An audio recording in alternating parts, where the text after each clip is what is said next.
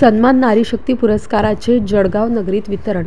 नारी शक्तीला नमन करून विविध क्षेत्रातील महिलांना व्हिडिओ व्हॉलंटियर्सच्या सौजन्याने सन्मान नारी शक्तीचा पुरस्कार डॉक्टर स्वातीताई वाकेकर यांच्या अध्यक्षतेखाली संपन्न झाला।